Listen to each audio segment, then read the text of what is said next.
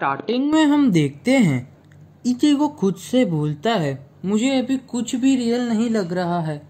और यहाँ पे क्लास में सब लोग रुकिया के बारे में सब भूल गए हैं और सारी मेमोरीज ख़त्म हो गई है रुकिया के बारे में। और यहाँ पे खाली उर्यू ही रुकिया के बारे में जानता है, वो भी स्कूल के लास्ट डे पे नहीं आया। तभी हम केगो को इचिगो को परेशान करते हुए देखते हैं। तभी इचिगो बोलता है, मुझे अजीब लग रहा है, सभी लोग नॉर्मली बिहेव कर रहे हैं जैसे कि कुछ हुआ ही नहीं हो, और वर्ल्ड भी रुकिया के बिना नॉर्मल ही चल रहा है। ऐसा लग रहा है कि रुकिया इस जगह से बिलोंग ही नहीं करती। और सही है, रुकिया सोल सोसाइटी से ही बिलोंग करती है। तभी पीछे से ओरिहिमे इचिगो को बुला के पूछती है, रुकिया कहाँ है? और सब लोग रुकिया के बारे में अचानक भूल कैसे गए? तुम मुझे सब समझाओ, यहाँ क्या हो रहा है इचिगो। तो इचिगो सब बताता है और पूछता है, तुम ये सब कब से जानती हो? तो ओरिहिमे बोलती है, जब से मेरे ब्रदर वाला इंसिडेंट हुआ था तब से।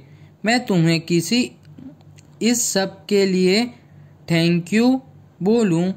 मेरे भाई अभी दूसरी दुनिया में खुश होगा और मुझे लगता है रुकिया भी अभी अपनी फैमिली के साथ खुश होगी। तभी इचिगो बोलता है, मुझे रुकिया को वापस लाना पड़ेगा।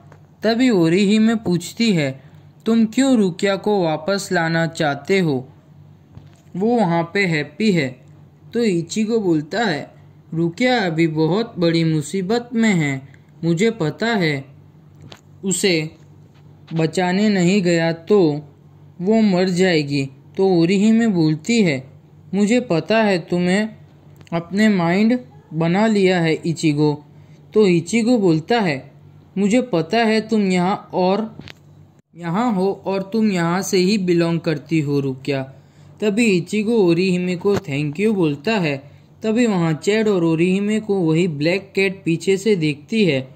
तभी हम देखते हैं रेंजी को सोल सोसाइटी में, और रेंजी दूसरे सोल रिपर से बोलता है कि प्रिजनर कोई परेशानी तो नहीं कर रहा ना?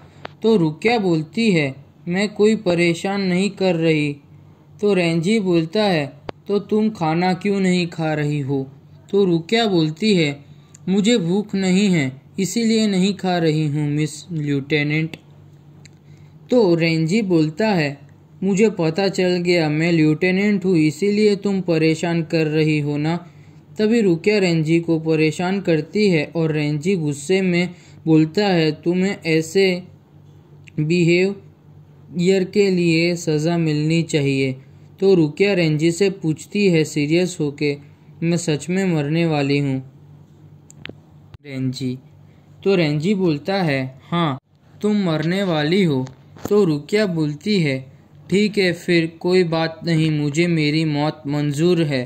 तो रेंजी बोलता है, नहीं मैं तो मजाक कर रहा था, तुम नहीं मरोगी। और बोलता है, यहाँ हम बातें कर रहे हैं और वहाँ कैप्टन कुचुकी तुम्हारे लिए रिक्वेस्ट करने गए हैं तुम्हें छोड़ने के लिए। तो रुकिया बोलती है, मुझे पता है, तो फिर मैं मरने वाली हूँ क्योंकि मुझे पता है मैं मेरे भाई को अच्छी तरह जानती हूँ।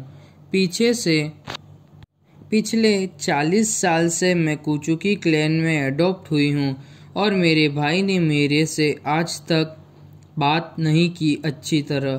फिर नेक्स्ट सीन में हम देखते हैं उराहारा की शॉप के बेसमेंट में एक बहुत बड़ा ग्राउंड होता है। तभी इचिगो बोलता है, चलो स्टार्ट करते हैं ट्रेनिंग सेशन। तभी उराहारा बोलता है, ठीक है तुम जैसा बोलो। तभी उराहारा अपनी स्वॉर्ड से इचिगो की बॉडी में उसकी सोल बाहर निकालता है। तभी इचिगो बोलता है, मुझे सांस लेने में प्रॉब्लम हो रही है। तो उराहारा बोलता है कि कल की बैटल में तुम्हारी सोल चेन डिस्ट्रॉयड हो गई थी, तो अब तुम्हारी सोल रिपर वाली पावर्स चली गई है और तुम एक अब नॉर्मल ह्यूमन सोल हो। हमने ट्रेनिंग चालू करने से पहले तुम्हारी सोल रिपर वाली पावर्स लानी पड़ेगी। तो इचिगो बोलता है तो कैसे लानी है, जल्दी बताओ। तो उराहारा बोलता है पहले तुम्हारे ओपोनेंट को रेडी होने दो, फिर हम स्टार्ट करते हैं। तभी हम उरुरु को देखते हैं, वो इचिगो से फाइट करने के लिए रेडी होती है। तभी उराहारा बोलता है तुम्हें फर्स्ट लेसन उरुरु से फाइट करने का है। लेसन 1 तभी खत्म होगा जब तुम दोनों में से एक हार मान ले। तभी इचिगो उराहारा को बोलता है तुम सीरियस हो कि मैं एक छोटी बच्ची को मारूं? तो उराहारा बोलता है कि तुम्हें किसी से कभी उसके चेहरे से वीक जज नहीं करने का।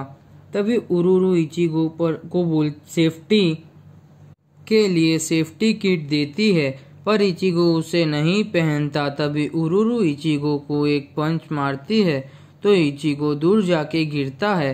तभी इचिगो सेफ्टी गियर पहन लेता है।